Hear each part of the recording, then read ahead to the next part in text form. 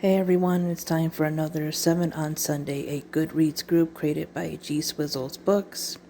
And this topic is fictional deaths that hurt. So there is going to be a spoiler warning for the Hunger Games trilogy. The one and only Ivan, The Fault in Our Stars, Cinder, Looking for Alaska,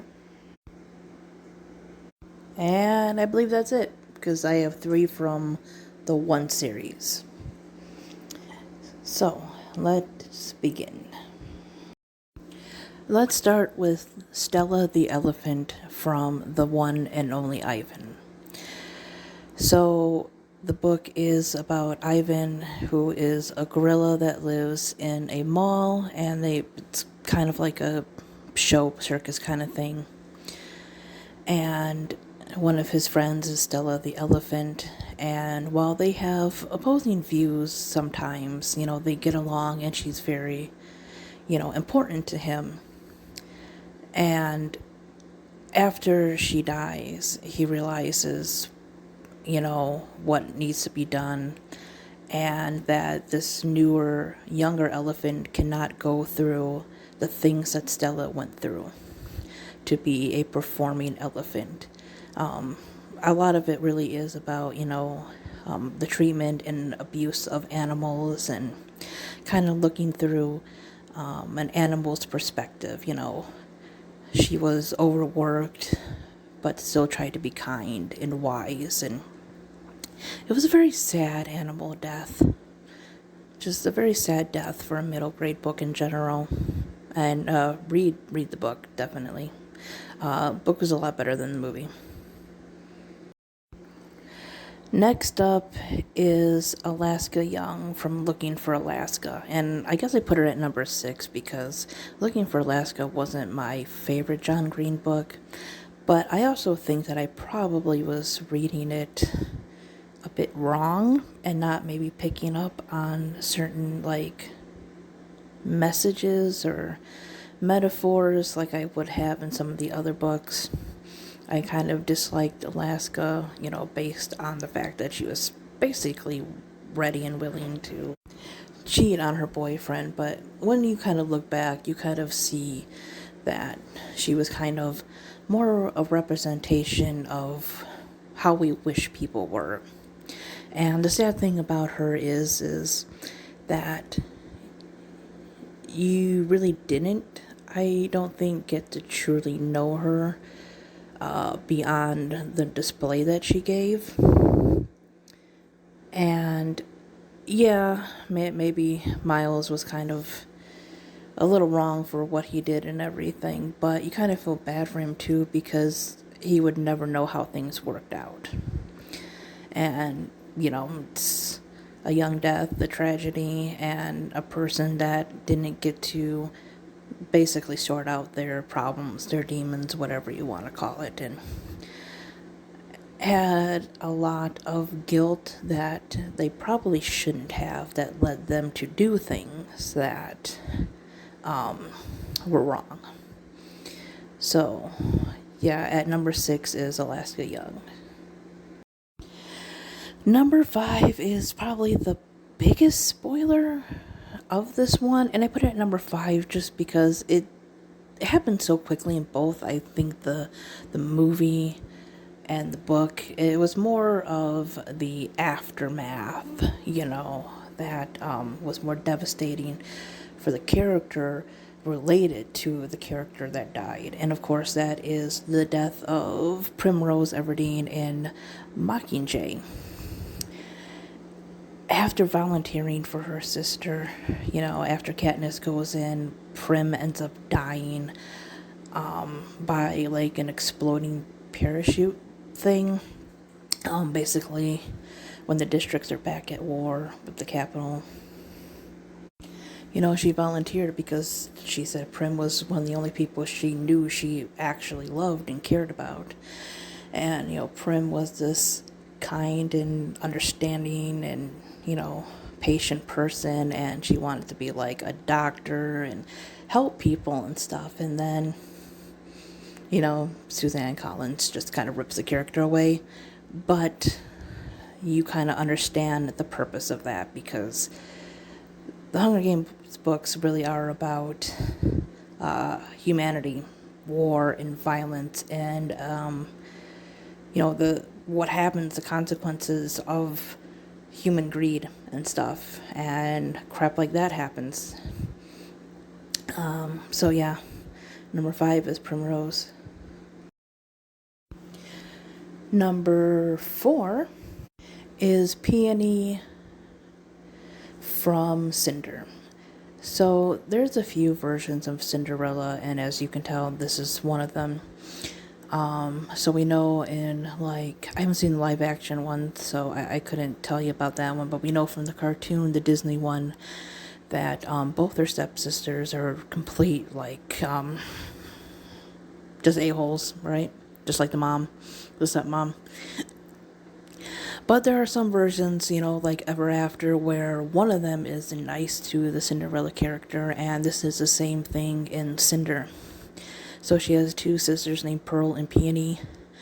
Pearl, much like the mom, dislikes Cinder and thinks she's useless and just bad and treats her like crap.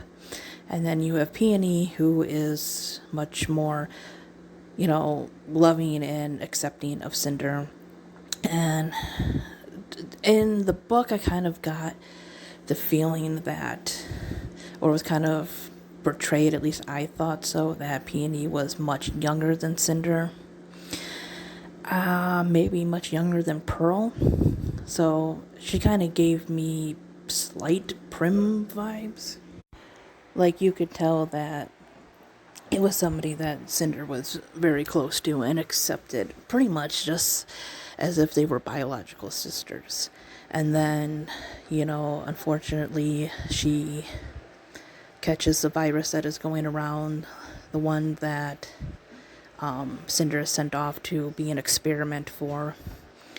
And no matter, after everything that Cinder does and tries, to help, unfortunately, Peony ends up dying of leishmaniasis, or whatever the disease is called. But I like the fact that they didn't have both sisters just be complete, jerks to her. And it was really sad, because I would have liked to see Peony go through the series, but much like Prim, it's understandable why the author did it. Number 3 has to go to Augustus Waters. Yeah. He just seemed so full of life, and he would want to do so much in his life and everything, just like a real person would. And, I know there are some very unrealistic things in that book, but I also like the fact that John Green didn't do this happy ending kind of thing, you found a girlfriend, you guys are dating, magically, cancer is no more. No, they face quite a bit, and knowing that it can come back any day, can start being, or could be their last. And, I think Augustus was very balanced between trying to be hopeful and also trying to be realistic about what was going on and what he had, and just trying to make the most out of his last days. And, like I said, I think I know people don't like the metaphors and stuff sometimes, but there's a lot of great quotes in that, especially from the character of Augustus, and it was just, I think, a well done character, and it was a very sad ending. Number 2 is Finnick O'Dare. Oh boy, this one just made me mad, because even more so than Primrose, just because I think the death, much like the next one I'm going to talk about, was kind of a longer scene, and you kind of you learn about Finnick and his background, and he's much more than he appears, and he cares much more than you would have thought. And just all the bullcrap that this guy went through, and then finally, here comes the rebellion, the ending of the Hunger Games, the ending of children fighting to the death for entertainment.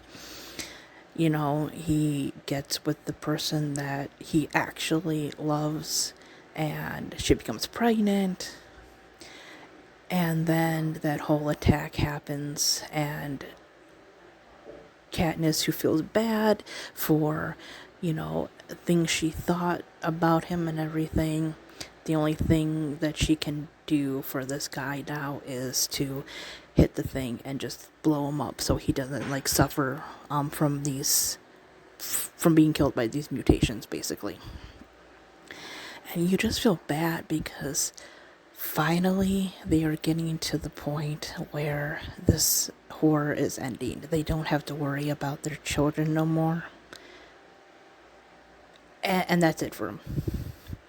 That's where it ends. He does not get to see his child in a Hunger Games free world. And it's one of the saddest things. Then finally, Rue from the first Hunger Games book. So Ken is allied with Rue after Rue helped her after the bee stings and everything. But the thing about it is that after volunteering for her sister, who was only 12, as she's watching in the recaps of the reapings and stuff, then comes this 12-year-old girl from this other district. And, you know, she already knows where loyalty lies and everything. And, you know, this little girl is pretty much on her own. So after she helps her, you know, they team up and everything because she reminds her so much of her sister. But then they start forming, like, an actual friendship, even though it's for a very short time. And you get to know Rue's background about the, you know, harsh realities about, you know, her district and everything, which was completely cut from the movie, and I hate that. You get to see, it's basically like, a country under a dictatorship. Well, the whole of Pan Am is, but, like, District 11 has, like, the worst, and this poor kid, she lives in this world where, you know, they skip school, or this district where they skip school to, you know, do harvest and everything, most of which goes to, like, the elite. So, you know, just like a lot of the other districts, they're starving, working in fields as children, being whipped or killed over the smallest things. And then this little girl is basically thrown into this arena to fight for her life. And like I said before, the Hunger Games is a lot about humanity. And I feel so bad that I didn't pick up on the District 11 metaphor when I first read it, because I was, I guess, more focused on the games itself, because I had just, like, watched the movie a couple years before, so I didn't pick up on that big symbolism and the fact that this has happened to a degree in history, and it still happens to people around the world. You know, just really makes that character death very, very tragic and gut-wrenching, because it's a fictional symbol of something very real. But yeah, that is video. I hope you enjoyed, and thanks for watching, everyone. Bye-bye.